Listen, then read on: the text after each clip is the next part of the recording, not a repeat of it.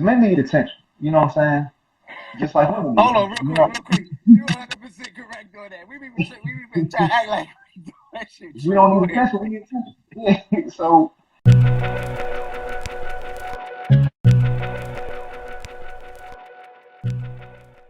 yo, what's up? What's up, my brother? How you been, man? Been good, bro. I just got over cover myself. You know what I mean? So we in the same boat for real. Yeah, that joint is a battle, right? Like, oh, I gotta get through this joint. It's not a game. Yeah, that first 3 days was terrible, bro. Yeah, it was. I think, yeah, the first 3 days. I think it was my third day that I was just like, yo, I might not make it. And it wasn't even like the lung part. I just got real hot. I felt like my body was on fire. And I told my wife, I Yeah. told my wife, she was like, "You okay? You gonna make?" I was like, "Man, I think I'm about to die." I mean, it's one of those things, man. I felt it, but like I felt it in my feet. It was like the weirdest spot. That joint was crazy. Yeah. Yeah. So, welcome to the show. Now, I Um, appreciate you having me on, man. Absolutely. We have our conversations offline, so I figured we could do it. We could do it on here live. Most Um, definitely. Most I've definitely. known Ferg for what, about 13. I got 14 years when we worked together, so I've known you for at Yeah. least 13 years at a minimum. That's a long time. Mhm. That is a long Where time, man. Yeah, exactly. you in the pictures. Yeah. Marcus Smoot, you had that joint too, dog. I'm glad you're here with us because that joint is not a game. No, that's not So a what? game at all. So what's up with you? What's up with you, man? What's been going on? How's life? Man, it's good, man. Just running around after these kids and, you know what I'm saying, working, but, just trying to get back to normal, basically. You know what I'm Yeah, I feel you. I feel you. So in our pre-show, we talked about competition within the black community, saying? Right. right? So I got like a basic list of questions for you, and this all about you. So if it's something you want to hit on that I don't ask about, you can hit on it. But my first basic question about it is like, is competition within the black community or any ethnic group a good thing or a bad thing? I mean, it's a good thing for, you know what I'm saying, a small percentage of people. Some people need that competition in order to get where they're going and whatnot Mm-hmm. and to be the best person that they are. But like in the black community, man, it's just like we have gatekeepers. And those gatekeepers, if they don't want you in that circle, you're not going to get in that circle. So a lot of people don't even try to network within the black community. They go outside because other races seem to be a little bit more, welcoming and forthcoming with their information. You know what I mean? And that's sad, for real, for real. What do you considering what we've been through collectively, historically as a Mhm. people, right? You would think, especially in America, you know what I'm saying? You would think that we would be more open to each other's success and competition, right? And stuff like that. So why do you think those gatekeepers exist and conduct themselves in the way that they do?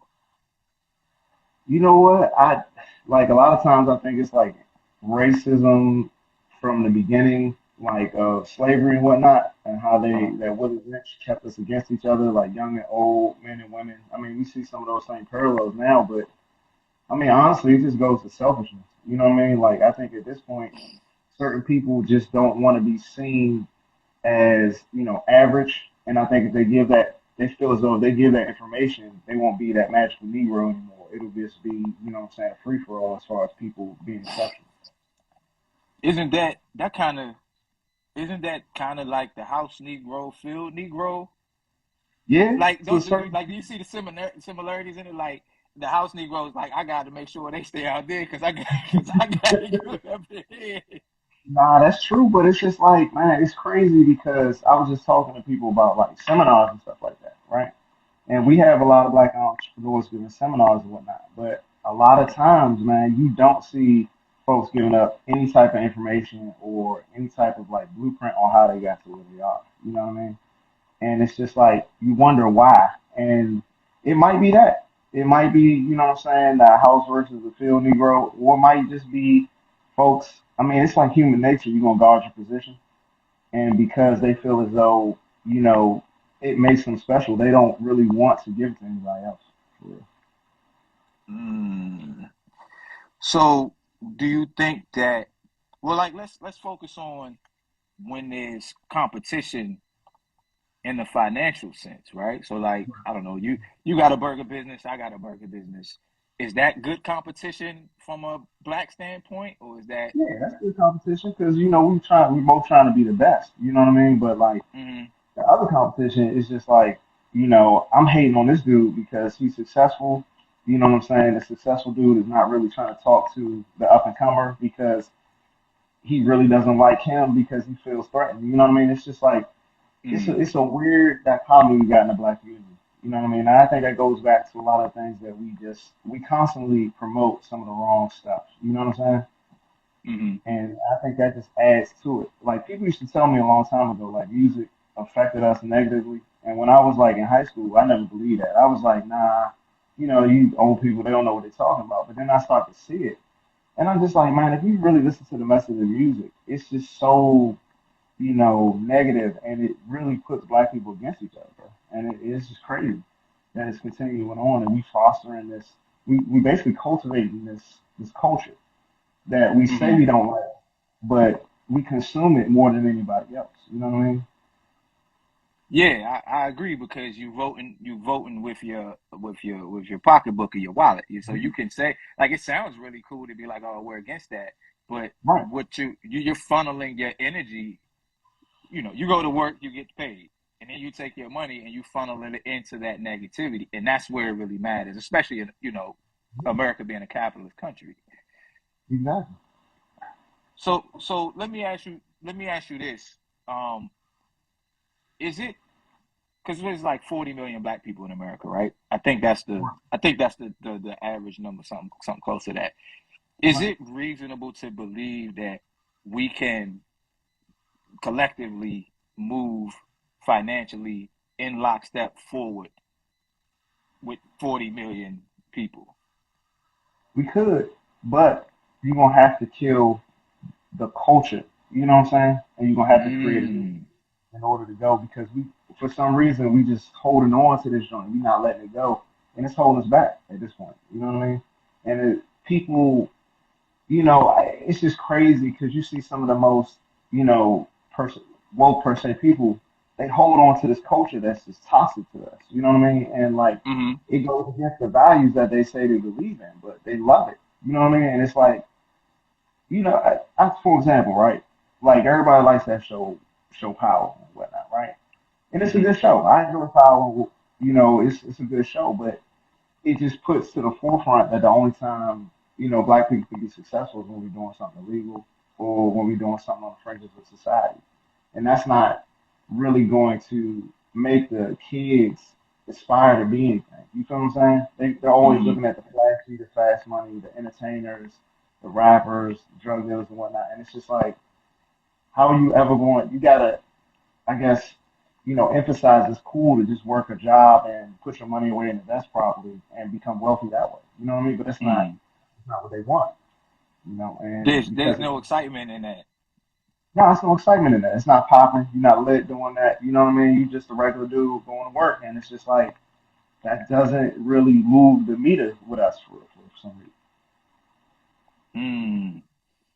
Yeah, I know. Like as far as like the music aspect of it, that's one of the things Mhm. that I've wrestled with throughout the years. Is like, do you make the music that is going to be popular, knowing that the detriment that comes with that is Yeah, longer lasting than the money that you're gonna make.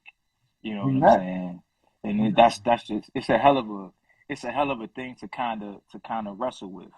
My wife said Mm-hmm. it's enough for everybody out here. I agree. America, I look at it. I'm like, man, America is if you can provide the product and services that the people want, then you're Yeah, gonna get it. yeah. So it's definitely out here. Let me ask you this, um, Mm-hmm. because I think you and I, we have similar ideologies, right? And Right. at this point in time, I lean more conservative. I lean more to the conservative side, right? But the Mm-hmm. conservative side is completely, absolutely against reparations, right? Right. I'm not completely against reparations. I think there's a very valid argument for it. So my question for you is, do you think that us today Mm-hmm. should get reparations? I mean, I think we should. I just don't think it's ever going to happen because we have too many, you know what I'm saying, even black politicians working against that behind the scenes. They'll tell us, you know what I'm saying, oh yeah, we're going to fight for it. And then, when they're in these more meetings and whatnot and these congressional hearings, they're like, well, it's not really feasible. We're not going to really push that. And they sell us out. You know what I mean? That's part of the problem too. Like my grandmother used to tell me all the time, everything that's skin ain't kin. You know what I'm saying? And that's real. Hmm. You got people who are part of an elite club, and we are not in that club. You know what I mean? And Hmm. they'll tell you one thing, and then they'll go do something totally against your interests behind the scenes, and then blame it Right. on somebody else. You know what I mean? Right. And that's where we are. So, yeah, it's a book that I want to read, and I can't remember the name of it. Maybe I'll look it up in a second so I can say it because I'm definitely gonna read it. And it's basically a book about how black people having representation in the highest levels of government doesn't necessarily mean that that's gonna translate into success for the group. You know what Right. I'm saying? So, and And I like think it's it's a big reason I why. forget what it's called. Say again. I said it's a big reason why. Like these folks are our representation, right? We vote them in, but they have no accountability to us whatsoever. And that's the problem. If we don't ever hold our leaders accountable and we give them passes just because they're black, we're going to have the same results every time, every election. You know what I mean? And to add to that too, like the thing about the way our government is kind of set up is Mhm. the people in power get to make decisions, but they don't have to suffer the consequences of those decisions later Not, on, not other than maybe getting voted out, in right. 30 years, right? In 30 years, like, exactly. like, And but they still gonna be lobbyists somewhere. They still gonna pad their pockets. Like, they good. Once they get in and they make them connections, it's a wrap. The common man is done. Their interests don't apply at that point. yeah, I mean, I think it's easy for them to get bought. You know what I'm Yeah, saying? Like, because it's nice. Oh, it's nice that you people needed my help, and I think a lot of them genuinely believe like I'm gonna get in right. here, I'm gonna do this for you, right? And then Mhm. Corporation A is like, Yeah, yeah, we know you was talking all that other shit, but hey, cuz this how it really works. This is what you gonna exactly, do. exactly. But I mean, you gotta look at it. I mean, this is all politicians, right? Them cats going there probably making before that they were making like 60, 70, $100,000 at best. When they Hmm. leave Congress, they're all millionaires. You know what I'm saying? That should tell you everything you need to Yeah, know right shit, crazy, right? They get there. bought book deals, clothing Yeah. deals. What else do they Uh, get? They get all kinds of stuff. exactly. And all this, they say it's just a way the political game is played. It's corruption, bro. That's all it is. All these cats are in the pocket of these corporations. And you know what I'm saying? Even the true believers that go in there with good intentions, man, when that money starts hitting that pocket, it's a different story, bro. You start saying things a little bit differently. Maybe I need to ease up on this corporate. Maybe they're not so bad. Because maybe I could just chill out with them for a sec. I'm gonna just go to this meeting and we're gonna have, lobster and shrimp. We're just gonna talk about it. It's gonna be all right. You know what I mean? And then that's what happened. And then they done.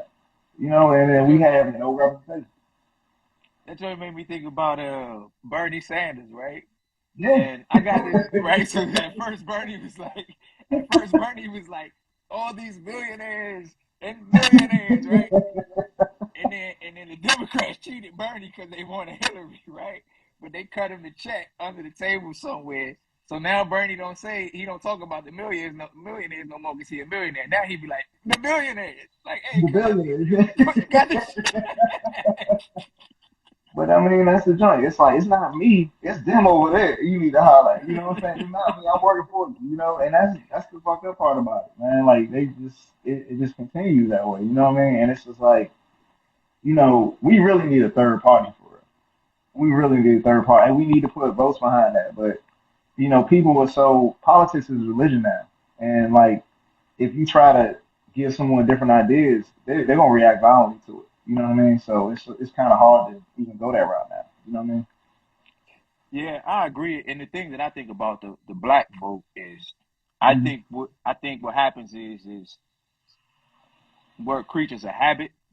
And so what happens is I think at one point it was beneficial for us to be 95, 99% aligned on one side. But the times have changed, the politics have changed, and the landscape has changed. And I don't think that all black people should vote Democrat. I don't think all black people should vote Republican. But I don't Right. think that with as the various financial situations and economic situations we all find ourselves in from top to bottom, there should just be Right. more diversity in the vote. You know what I'm Right. saying? And it's like it was beneficial for us to vote all that way in the 50s and 60s or whatever. It made sense then. Now Right. it's like, but we still vote in that way, and it's like, well, all of us shouldn't be lockstep over here because you know what I'm saying. Right. It's like not Right. beneficial for all of us or whatever. Exactly. Let me ask you this But about black people. reparations. Oh, Mhm. my fault. Go ahead. Go ahead. No, I was just saying, like what you were saying, like black people don't vote their interests. Like we need to vote for our interests, but we don't do that. Like if it's, like you said, we just vote along party lines. And if this person's Republican, even though they're telling or they're showing you something that's beneficial to you, people just have a hard time doing it because they're like, well, I can't vote Republican. And that's stupid to me. You know what Yeah, but yes, it is stupid. It is stupid, and I agree with you. I think because we're pack animals, I mean? and you will get kicked out of the pack if you vote the wrong way. You know what I'm Right. saying? So I think that makes it harder because you will talk to people and they'll make all of these Republican viewpoints, right? And then you'll be like, Right. and you're gonna vote the other way? Yeah, okay. I gotta roll Right. with the But, pack. you know what I'm saying? Like, but you're a billionaire, dog. It doesn't make Yeah, sense. exactly. But I wanted to ask you this as far as the reparations thing, right? Right. One, what like just a range? What do you think would be a fair amount of reparations? Just going off of what they put out for the stimulus check, right? And just going, you know what I'm saying, from a situation of just crunching the numbers and what the Mm-hmm. government could afford without going bankrupt. You could afford to give every black person $1 million. Really? Mm. Mhm. You could afford like just going off of all the money that they gave in the stimulus, the multiple stimulus checks and whatnot. If you narrow it down to the black population, well, the ADOS population, the African descendants Mm-hmm. of slavery, Right. you can give all of us $1 million. The only thing is, you know, it's going to be a problem because you see how to roll out the reparations. I mean, not the reparations, but the stimulus check money. Right. You saw the fraud and misuse and all that other stuff, right? People dead, people getting, it's just you gonna hit a logistical nightmare trying to do that. And then now, do you like how do you show it? Do you have to go back and do genealogy? You know what I mean? Like, do you show Mm-hmm. like basically my family's been here for such and such years, and like what, like me, like my father's not from this country and whatnot. You know what I mean? He was Mm-hmm. adopted from France, and he's not even an American citizen. Do I get half the reparations? You get your 500. Hey, look, I've been to my folks' plantation one time. All right, I need that whole thing. Right. And then, I'm saying that too. Like on my mother's side, it's white folks like around that time. You know what I'm saying? Like right after slavery, they married into white families as well. So does that make it even less for me? Like, how do you determine that? You're gonna have to I'm have like cutting a off scale. percentages. Exactly.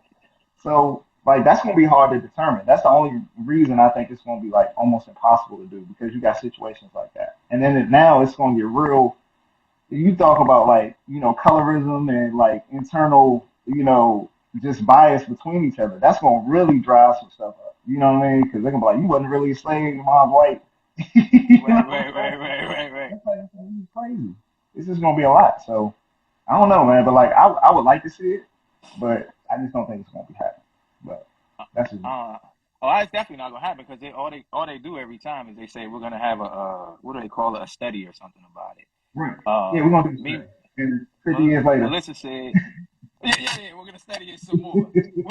So hold on real quick. Melissa said if they Yeah. make the 1% pay taxes, we could do that with ease. Maybe so. I don't know. I haven't crunched the numbers on that 1% thing. I know that the 1% has ways of avoiding taxes, like Oh.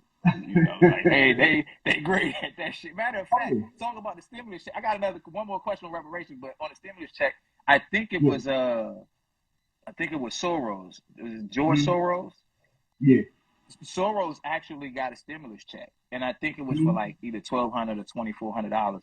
And the reason is because his actual earned income was only like $80,000 Right. because they know how to keep their money in the corporations, which Right. obviously has a lesser tax. But what a I non-profit organization. You know what I'm saying? Like they'll put the money into like the George Soros Foundation for Black People and hide hundreds of millions of dollars in there and give you like maybe a million out of that for the community with that. And you like, well, this is supposed to help me, and this is really helping me. But that's just how it works, man. Like, we gotta play the game. You gotta stop playing with folks and really play the game. right. Well, yeah, and I think when we are willing to only vote one way, like you said, we need Yeah, our own party. You know what I'm saying? But when it's two exactly. parties and we're only willing to vote one way, the right, they're like, we would love to have y'all's vote, but y'all don't f with us. So we ain't got nothing You're not for you. even We don't give a shit. If you exactly. starve to death, you oh well. And the left's Right. like, all we gotta do is tell them enough to get them in the booth. But before I forget, because I don't want to lose it, let's say hypothetically they cut the Mhm. check, right? So the Right. ADOS we get $1 million. Um, how do you think that plays out on a group scale? It's gonna be a lot of ignorant stuff being bought, bro. Because I mean, you got to think about it. You giving $1 million to people, and some people don't have any financial literacy, right? They Uh, still, like I said, that culture, that toxic culture is going to take over, and it's going to be. You saw that Dave Chappelle skit, the Bentley dealerships, like Billy Stiles going through the roof. The jewelers are going to be rich. You know what I'm saying? Like it's going to be crazy, and some people will be upwardly mobile and create generational wealth. Some people will just blow it, within that year. But hopefully it's enough people to carry us into the future, what I'm saying, in a better position than what we would be in. So, yeah, based on my wife said crab legs with a little Sean 216. What up, bro? We just be Brad throwing Lake them and joints. Hennessy. Hey, but look, let me tell you something crazy about $1 million, right? So I was doing the math, right? And say you have $1 million, you got actually a million, right? You could take $1 million and you could get it like a guaranteed annuity, which they run pretty low in terms of Right. the percentage you're going to gain, which is like 3%, right? Mhm. But it's crazy because if you had 1 million and you put it into an annuity, and I'm not saying this is the Mhm. smartest thing to do, right? But you put it Right. into an annuity at 3%, you would make $30,000 a year in Yeah. interest off of that Yeah. million. Now, if I didn't have a mortgage, I could make it off of Mhm. 30 G's a year. Yeah. Yeah. So those of us who I say that to say that a lot of black people, Mhm. we've made it to the middle class. We got the American dream. So I think Right. there's a substantial amount of us who would take that million and be like, oh, we're gonna do something at least baseline intelligent with this. And then Right. on the other side, like you said, it would be crab legs, Brad nails, Lake, Hennessy, all jewels, all shoes. that, man. Got my But that's the thing to reparations, discover. boy. Yeah. Dude might get, what I'm saying, he might get the Juneteenth chain, what I'm saying, with the all icy. But like you said, man, like the biggest cost for most people is housing, right? So even if you didn't even put it in annuity, let's just say you just pay off your mortgage. That's like, what I'm saying, $1,700 to $3,000, 1,700 to, $3,000 a month back in your pocket. That's life changing right there for most Yeah, people. Yeah. yeah. I mean, I think if you I know I'm middle class, right? You Yeah. know, we work together. Like if I Right. didn't have a mortgage and was making the money I was making, oh Oh, we my be balling out of God, control. dog, I'd be throwing crab legs. Hey, catch it, doing, yeah. Exactly.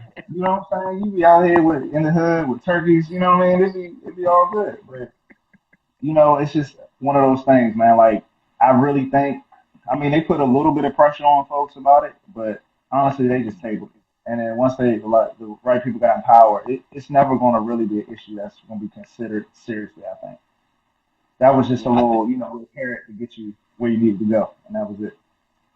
right. I agree with you, and I think what they're trying to do is this is my opinion. I think they're trying to wait out our parents, right? The people who were born. I was born with all my civil rights. You know what I'm saying? My father Right. wasn't.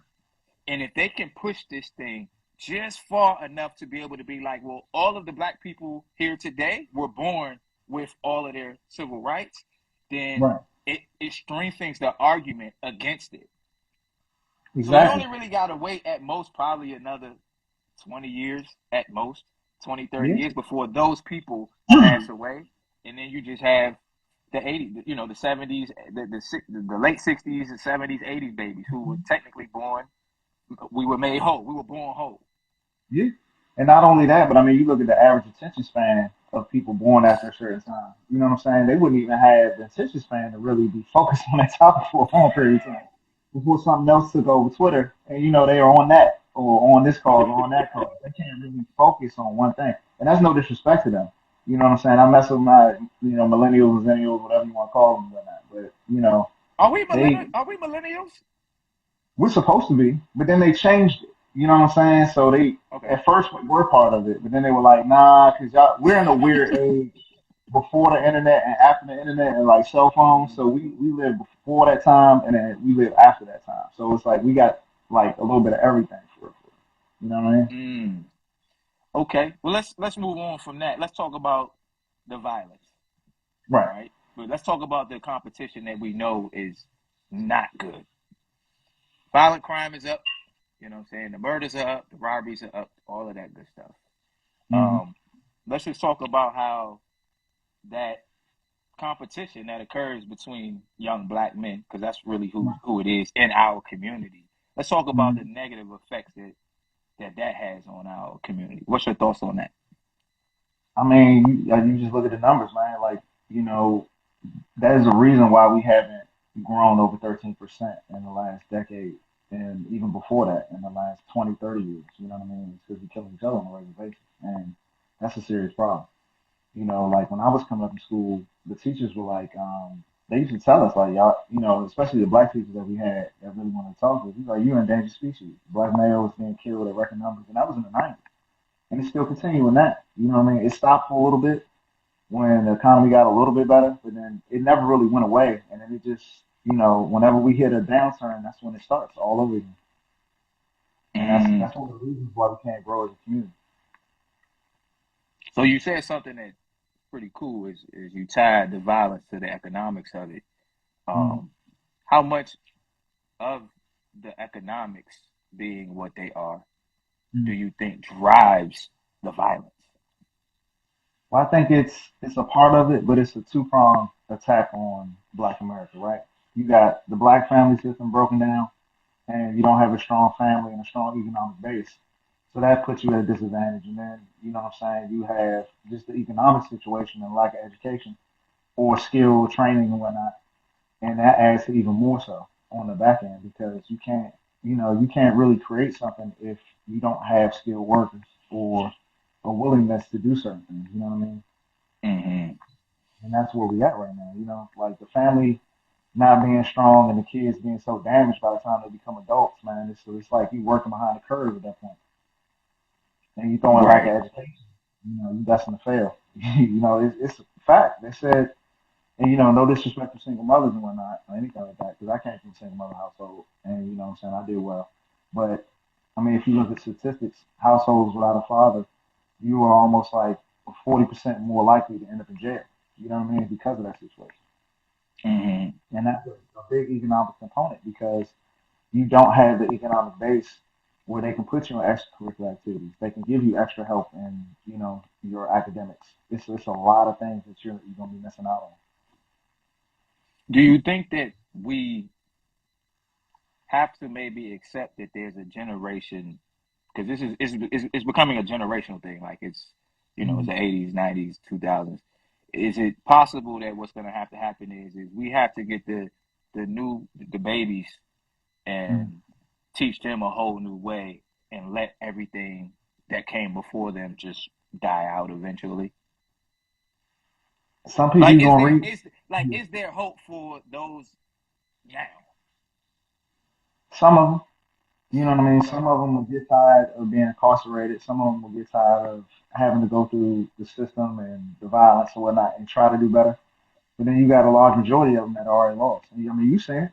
I seen it too. We both seen it on the street. You look in their eyes and you can tell that all is there is somebody that is, what I'm saying, damaged to the point where all they want to do is hurt somebody else. And like I don't care how much rehabilitation you get that person, they're gonna continue to do what they're gonna do until they kill somebody. and then they're gonna be sitting down forever. You know what I mean? So the only thing we can do is try to get to the kids, and we gotta kill. Like I was telling you before, we gotta kill that culture. That culture, because we don't have strong families, because we don't have strong role models, that culture is what's like raising these kids. And if we don't kill that culture, it's just gonna continue. Mm, yeah, that's deep. That's interesting, especially like you said earlier too, with the music and the culture being negativity being cool, right? Like that's a good question, right? So like, and y'all answer this in the comments too if you still here with us. Are we the only are we the only ones in America whose culture is negative, but the negative culture is financially beneficial for some people? I think so. It that's that's fucking terrible, yo. is fucking terrible, man. But I mean, like, you gotta think about it, like, bro, like, you don't see any other, like, you know what I'm saying? I'm not even gonna say race, like, ethnic group that has that thing about them that's like so profitable yet so destructive. You know what I mean? It even goes into other, like, this. I call it murder rap. You know what I'm saying? It's almost like a death code to me. That drill rap and everything like that. Wherever it goes, it doesn't matter if it's in the black community. If you take drill rap and put it in the white community, it's going to destroy whoever is consuming it over there too.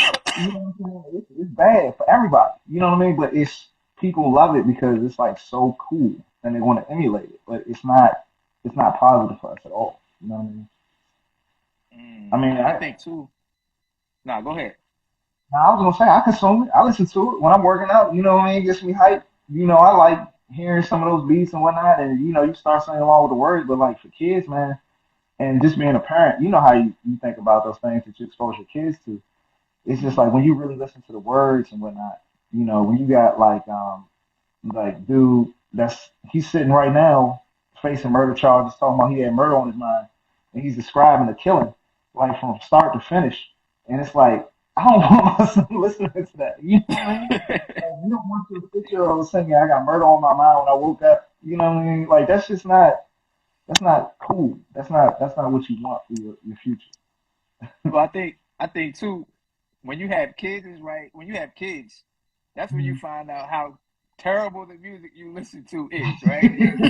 that's, Because that's you've true. been riding around bumping this shit for 10 years, right? And then your Exactly. kids get in the car and the Bluetooth automatically connect and it come on and you be like, hold up, big dog, like who who was listening to this? Exactly. Oh man, and that's when you like, yo, I listen to some terrible shit. It be rocking. But I also think that plays into something else, which is having the ability to use what is perceived negativity Mhm. for positive. Like you said, I work out to it. You Yeah. getting stronger, right? But you're Right. not gonna go out there and do these things. Right. But see, it's not all that we have. You see what I'm saying? Like when I was growing up, I used to listen to Tupac and Biggie and all that gangster stuff and whatnot. And I'm like, I'm listening to it, I'm getting hype off of it. But at the end of the day, I'm in my mom's house. I'm chilling. I'm safe. You know what I'm saying? I'm not thinking I'm in about bullies. Albemarle. You know what I'm saying? I was a log at the time. I wouldn't worry about that type of shit. You know what I mean? I'm chilling. I got food on the table. I'm not thinking about going off and rob somebody or blowing somebody's head off over something. But you got people who don't have that type of environment, and that's all they listen to. And they get up angry, and that just fuels them to do whatever they want to do. And it's like you can't you can't continue to perpetuate that and then think that it's not going to have a negative effect on people. You know what I mean? Right. So let's tie that into the government aspect of it, right? Right. What role should our local, state, federal governments play in helping to bring down the violence that's occurring? I mean, I'm looking at it, man. Like, honestly, there's nothing they can really do about it. I mean, they could go zero tolerance, but what is that going to do? All you're going to do is move it to another area. You know what I mean? So, as far as that, I mean, they could get programs, like as far as more job programs, more training programs. And I think, honestly, vocational training needs to come back in schools. Like, it went a long way, back in the day. And then for some reason, when we got to like the late '90s, people started looking down on trade jobs. Like that was just beneath them, and that was like work you should do. You know what I mean? You don't want to be that guy out there being a plumber. He's loading dirt, but like these dudes can create their own businesses. They can make upwards to $100,000 a year. It's a great job. You know what I mean? Like, and college is not for everybody. So let's not put everybody in one box. Let's give vocational training out and make people's lives better, and giving them the opportunity to be entrepreneurs for themselves. You know what I mean? But that's the biggest thing I think they need to bring back. Yeah, I agree with that 100%. And I also think that what happens is that colleges, in lockstep with the government, colleges are corporations, right? Yeah, listen. Being from the DC area, you know, I remember what University of Maryland looked like before the government got involved with all of these student loans. And Yeah, I'm saying this because what they did was they tried to they didn't try. They convinced a whole generation of people that you go to college, you know, even though you can't afford it, and you go to an expensive college that you can't afford, and then you go out exactly. and you get a job, and the government backed that money. You know what I'm saying? So the Mm-hmm. colleges, you go to the University of Maryland now, it's hotels all up and down Route One, Yeah, and but all of that debt, them students that went to Maryland, they still got that debt. yeah, they But still got Maryland it. done already got their money because it's Yeah, backed by the government dollar, by the U.S. U.S. government. exactly. And then you So got, you know what I'm saying, these, it's basically like indoctrination camps is what I call them now, right? Like colleges don't help you think. They tell you what to think. You know what I mean? I only had one professor. Well, I can't say that all of them were bad. Some of them did challenge you, but for the most part, it was lockstep within a certain agenda. You see what I'm saying? I only had mm, one professor really like, and what he said to me will always remain with me. And whatnot. He's like, I'm not going to tell you what I think because I don't want to influence how you think. And he was the only professor to ever say something like that. And that was profound because, I mean, you got to think about it. You're in an impressionable stage of your life. You're like 18, 19 years old. You're going out there and you having somebody that you respect, you know what I'm saying, basically tell you that this is the way the world works and they're lying to you. They're not telling you the truth. You know what I mean? And that's a problem. yeah, it is a problem, and critical thinking is major, right? The Right. ability to look at a problem or an issue and have your viewpoints, but understand both sides, and then be able to take the needed or correct action to get the Mm-hmm. outcome that you want, Right. right? As opposed to trying to force your ideology into the outcome. Like maybe your ideology will work, maybe it won't, but you got to be able to understand and respect the good points of the other side. Man, you gotta be a free thinker. Because like I had professors who tell me like straight up and down, you had a great point, it was well written, but it's not what I'm looking for. I was looking for this. And I was like, so you basically wanted me to parrot your ideas in this paper. And I said, you know what I mean? Like this is supposed to be a place where I'm supposed to be able to think and present my own argument. And that's what I'm doing. I'm defending my argument in essay form. But it's not like that. They tell you what to think, they tell you when to do it. And if you don't do it, you're not gonna graduate. Mm. I played the game, but at the same time, I mean, I could have saved a lot of money in that situation. You could have still been where you at now. Yeah, or I could have had Hey, belly yeah, at this I was point. telling my wife earlier, like if we Yeah, knew now, if we knew back when we first started talking what we knew now, like neither one of us would be like going to work. You know what I'm no, saying? Like we'd be, on the beach somewhere chilling, relaxing. exactly. So our topic is competition within the black community. Mm-hmm. Um, let's talk about the relationships that occur, right? Let's talk about the competition that's occurring between the black man and the black woman. How do you Mm-hmm. feel about where we are from a relationship standpoint in the black community? Man, we more disjointed than we've ever been. I think. You know what I'm saying? It's only Mm. getting worse, for real, because there's so much animosity and, like you said, competition between them. And I don't know really how to bridge the gap, man. Like it's just like you would think certain things would be cool, but it's just, and again, it's culture. Culture is driving that. The American culture is basically saying, do what you feel at all times, and if you don't get exactly what you want, then it's time to go. and that's where we at right now. If something doesn't, we're not working it out, I'm gone. You know what I mean? I got other options. I'm about to get on Tinder. I'm about to get on, Black People Meet. It's about to go down, and I'm gone. You know what I mean?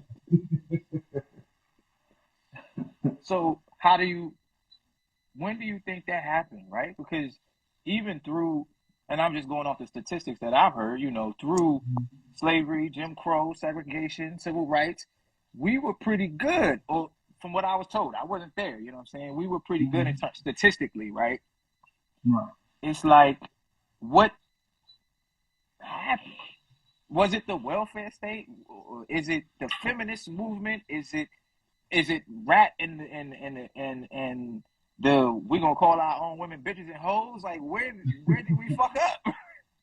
Man, it's like a, what I'm saying, basically a melting pot of all that for real. Because like when feminism came out, we had just, I mean, it was like lockstep with the civil rights movement. And then when the civil rights Mm-hmm. movement was over with, then that's when it started really getting a little crazy. Because then it went from equal rights to basically, what I'm saying, I don't need a man, and, we don't need each other, to the point where like relationships really started becoming disjointed. But that's not the only reason. I mean, like you said, the welfare state, it disincentivizes relationships. You're not getting as Mm-hmm. much money if you got a man in the house, and then that becomes a situation. And then you go on from that, and then you get into the '90s, and it's like we in a feel good society. Do what makes you feel good, and if this Mm-hmm. isn't making you feel good at all times, 100% of the time, then you go do something else, and that's where we. It got to the point Mm-hmm. where there was no working it out. There was no staying together through hard times. It just became, free for all basically. And Nick it Nick happened said, to I think us. everything you stated plays a part. I'm Yeah. sorry. I was reading. Nick said, I think everything you stated plays a part. Let me ask you Yeah. this: do you think that our our individual financial Mm. successes have played a role? To a certain extent, but I don't think, and this has been like reiterated by a lot of people on YouTube and whatnot. Men don't really care about a woman's finances unless you're a bum. If you're a Mm-hmm. homosexual looking for a place to live, then of course a rich woman is where you trying to go. You know what I mean? But if you would do like yourself and myself, like you're not really looking for somebody to have all the money in the world. You just want somebody that's going to be agreeable and treat you nice to a certain extent. And Mm-hmm. we get too caught up in that. I think I mean, it's some guys that they do go out here looking for like the ultimate power couple and whatnot.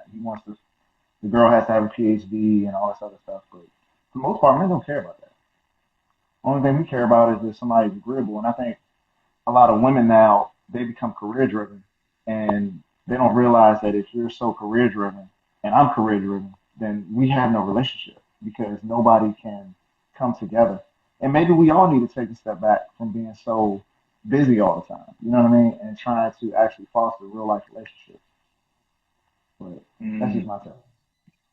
Yeah, I think time and the experience of life is so slippery. It's so easy to get caught up in trying to get to the next bookmark. Like, you Yeah. know, you get a good job and then you're like, damn, I want to get promoted and I want to do this and then I want to own a bunch of houses and you're not focused on your marriage. You're not focused on your kids. Right. And Right. that's why I asked the question because I think that individually, if you pick this apart individually, you would find a lot of us are doing pretty well, women and men. You know what I'm saying? Because That's true. shout That's out to true. black women. Black women have really come up in terms of shooting up Mm-hmm. into the middle class and owning businesses and being power players and stuff like that. And I That's just true. wonder, I wonder how much of all of us having that focus. I got this saying, right? I Mm-hmm. say the pie is always 100%, right? Now I don't know if it really makes sense, but it makes sense. It makes sense to me. And when Right. I say that, what I'm basically saying is that whatever your focus is on, Mm-hmm. that means your focus is not on something else. It's it's Mm-hmm. it's almost impossible to be super zoned in on um your career Mm-hmm. and super zoned in on your marriage. Mm-hmm. Something got to suffer. Yeah, some has to suffer because you can't. It says in the Bible you can't serve two masters. You're gonna love one and hate the other. You know what I Mm. mean? That's what happened. The pandemic showed us that. Like, people really had to sit down with their spouse and they realized how much they neglected their relationships. And it's just like, people were like, man, like, I really don't even know this person for real. And that's real because the only time they saw him was on the weekend and maybe for a couple hours before they were doing whatever, and that's real. Right. Melissa said things have changed for women. We no longer need men for survival, and so wanting men carries more weight. And she also says financial stability for us equals freedom. We haven't always had that as women. That's true. Nick said, I think individual financial success makes it easier for an individual to feel as if they don't need to really try and make things work in a relationship. All three of those points are very true and very valid. And I would But answer, the yeah, go first ahead. one. She was saying that, just access to better jobs and financial freedom basically allows them to want men. And that's true. You know what I mean? It does. You don't just need a man. However, I think it also kind of downplays the fact that you still want to have to compromise with someone, and not to say that compromise with things that are dangerous to you or infidelity or anything like that, but you have to compromise in certain things. Like, and men have to learn this too. Like, we all can't have our way. Like, that's a relationship. It's always going to be a give and take. And sometimes you just going to have to, what I'm saying, give way to the other person in certain situations. Not all the time, but in order to make it work. Because if you don't, you're just going to have conflict and you're not going to be able to survive that way. And I think some people don't realize that. I think too, I would add to that is that Mhm. both men and women, especially black men and black women, we have to admit that we need each other, right? It's very easy, especially because we've a lot of us have reached a level of financial stability. Like I can make it. Mhm. It's very Right, easy for someone to piss you off and be like, you know what? I don't need you. right. And then it's easy for the other person's response to be like, well, F you, well then get the F out or I'll pack my shit and leave. And now we parting ways, right? Right. And I think that it's very important to be able to be like, like, no, you know what? I do need Mhm. you. Now, I may not need you financially. I may need you emotionally. I may need your Right. ideas. I need your love. And I think that's what the key is. I think we still need each other's love. Mhm. But because we so money driven, it's like if I got the money, I can fill that void. Yeah. Yeah. Well, I mean, also too, like, again, the culture. Like, we look at movies, Disney, romantic comedies. Everybody's selling you this like prepackaged version of what love looks like, right? It's Mm-hmm. never having fights. It's always being in agreement. It's always being in lockstep with the person. That's not realistic. There's gonna be times when you're not gonna want to talk to somebody. There's gonna be times when you're gonna be angry as hell. You know what I mean? You might even, close the door, go in the guest room and whatnot for a little bit and it's not going to be any type of exchange happening. But that's real life. I don't think we are prepared for the real life. I think people are in love with the image of a relationship in a marriage, but they don't Mm-hmm. really want to do the work, and that's the problem. Because if you don't want to do the work, it's not going. It's hard. It's a job. It's a full time job on a regular basis. Mm. So my wife said, let's go back. Melissa said, I think defining the need is necessary. That's true. You got to be open book and be open and honest from the jump. My wife said, when does a woman strive for financial success hinder or negatively affect their ability to obtain a successful relationship or marriage? So in that situation, I think like if because men need attention, you know what I'm saying? Just like women need Hold on, attention, real quick, real quick. You 100% correct on that. We been trying to act like that shit We true. don't Go need ahead. attention. We need attention. Yeah. So, like, you might not need as much as because we're all different. You know what I mean? We're coming from different emotional spectrums and whatnot. But like, if your woman is gone on business trips and you feel as though you're being neglected, or you're not able to, get the needs met that you have as far as what I'm saying companionship, it's gonna be a problem. You can't work that way because if somebody career driven like 100% career driven, you're never gonna have a successful relationship. You know what I mean? You're gonna have to scale back at some point and be able to, what I'm saying, give the other person what they need. And men too, like Mm, if you constantly on the road all the time, your girl's gonna be with some other dude at brunch. You know what I'm saying? Her work husband. He's gonna with be taking with her her out. work with her work husband. With a work husband, yeah. That dude that's always like, good morning, you know what I'm saying? That dude is moving in while you in wherever, you know? So you can't just neglect the relationship. And it goes both ways. Like, you really gotta understand, you know. And I think for some women back in the day, it was a trade off because it was cool because he was providing. So they gave him a little more leeway to go out here and do what was necessary to bring, what he needed. Now everybody has money, so it's kind of like we gotta find a new lane to be in together. Because if we don't, then everybody's just gonna be out here single, and we all gonna be wearing brunch hats, smoking hookah in the club. Can you still hear me? Yeah, I can still hear you. I knocked out my Oh, earpiece. oh, okay, cool, cool, cool. Yeah, yeah, yeah. I agree. I agree. You know what I'm saying? I think to my wife's question, I think Ferg answered it really well. I think that um, a monthly or a quarterly check-in with your spouse really helps. If you have two people who are or one person who's really career driven, it helps to be able to be like, all right, it's time for our 2 month checkup. I know I've been focused on this. Right, Are you feeling neglected? As a man, you may be like, do you need, like, am I helping enough around the house? Am I helping right, enough with the kids? Are you okay? right, And being willing to be open to that answer that we really don't want to hear, which it could be like, yeah, I need some help. right. More comments. Foster. Oh, shout out to I am the sea. Is that Curry? I don't know. We'll see. Relationships should be built on commitment and compatibility, and most importantly, God, and agreeing to His covenant for marriage. Melissa said, focus fluctuates. There will be times when work takes priority and times when family, relationships, etc., takes priority. Communication is vital. Mhm. You agree with that? I agree with that. And just another note on that, like, you got to be realistic with your expectations on both sides. And you also have to really talk about those expectations. Because if you're expecting something and you're not communicating that to your partner, it's not going to work. I mean, you've really got to, and sometimes it's uncomfortable because sometimes you don't want to have a sex conversation with your spouse saying, well, this is what I think, we should be doing. You know what I mean? And then seeing what she says because you're afraid of rejection or whatever. But you got to really put that out there because that Mm. that is a big need for men. And I don't think people say a lot of times that's superficial, but for the most part, for me, I think most men really value that because that's a way of us expressing our intimacy and closeness with somebody. So Right. if we're not able to do that, then we lose a large portion of that relationship. It's not everything, but it's a large part for us as men.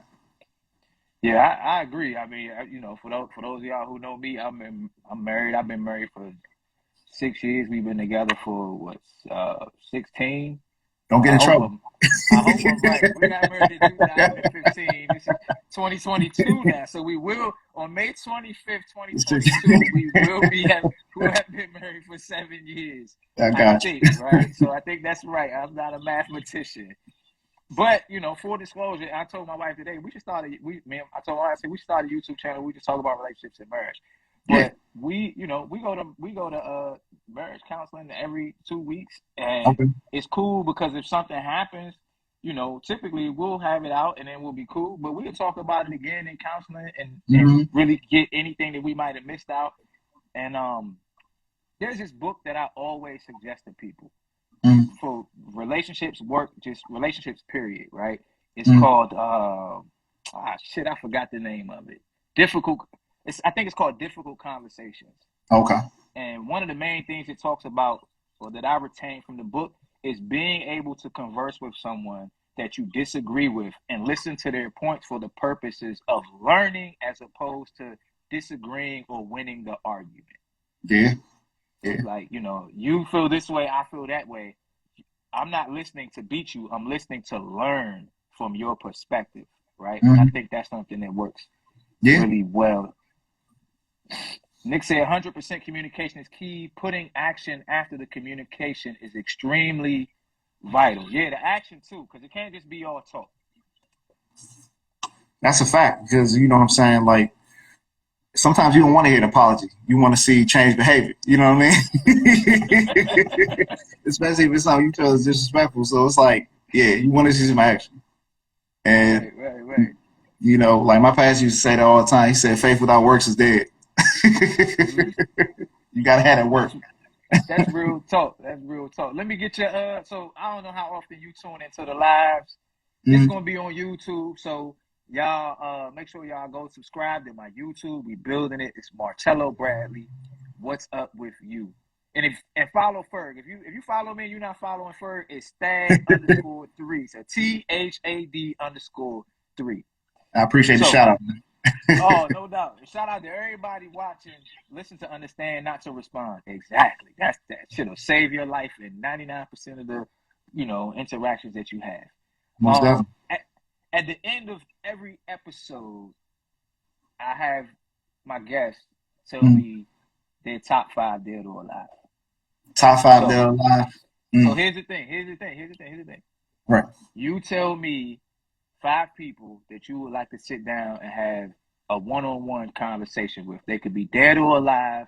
They could be real. They could be fictional. But it's your 5, and you don't have to rank them. You just give me your 5. Okay. Let me get number one, Jesus Christ. You know what I mean? I like to talk to him. Uh, Number two, Buddha. I like to talk to him too.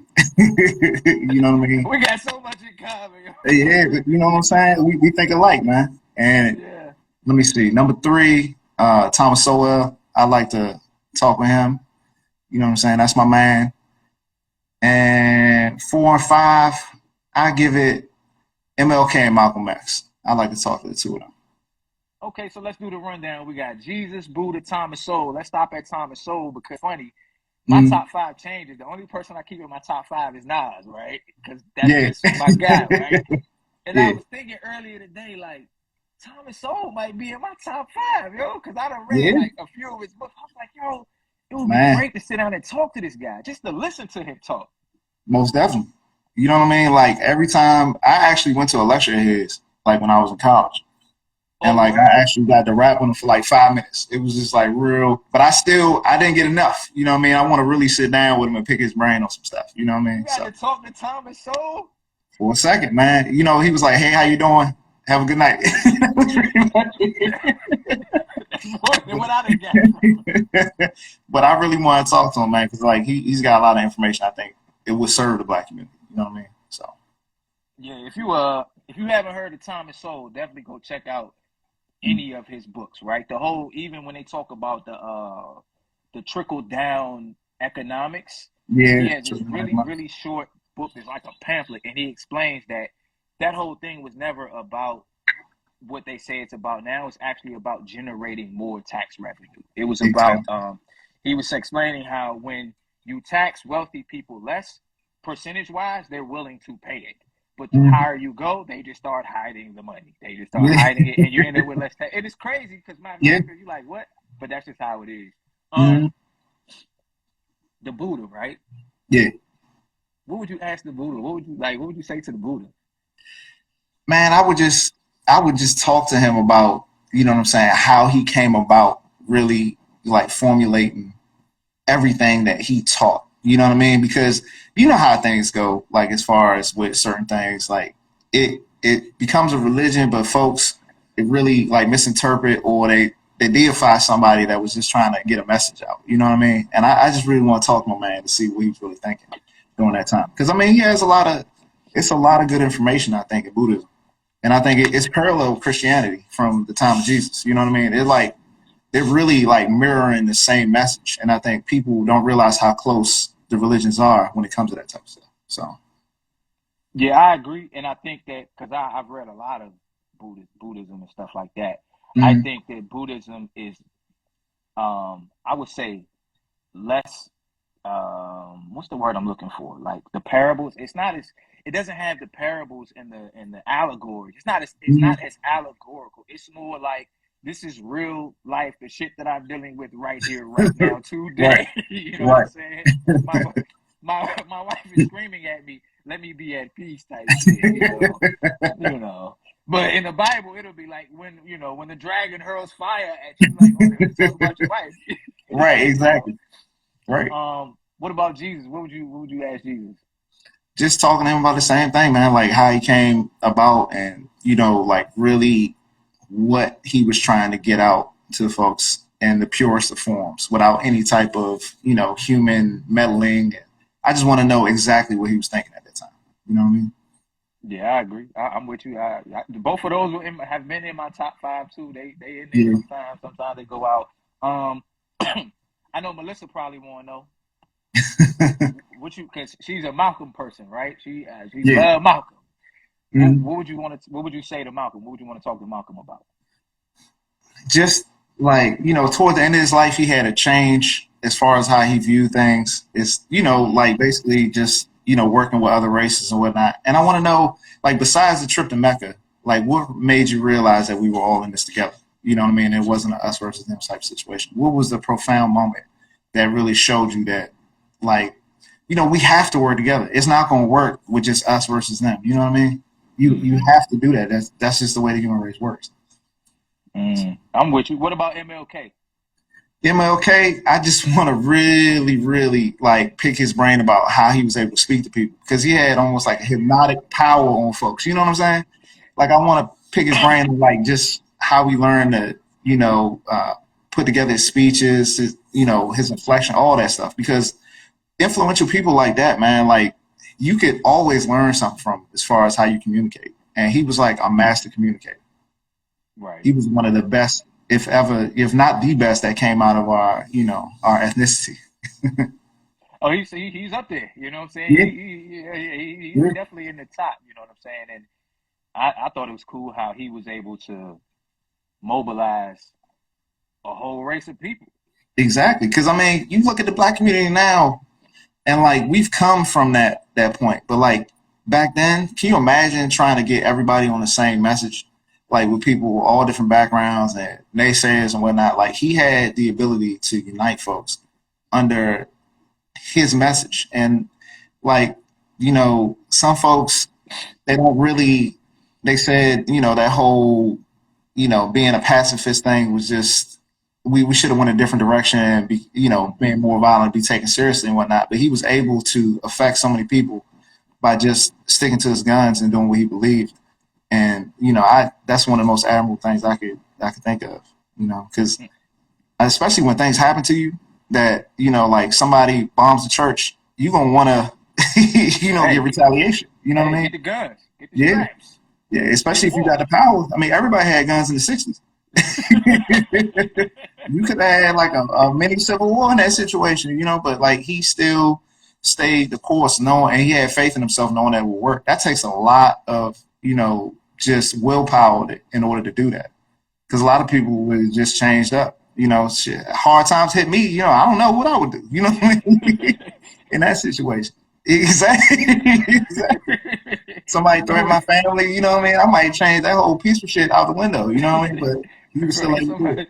somebody got to die. Yeah, exactly. Exactly. But he was still able to do it. So, Respect, respect. Well, I appreciate you sitting down with me. I got one more question for you before we go. all right, brother. Do you have any questions for me? Yeah, man. What made you want to start, doing the show?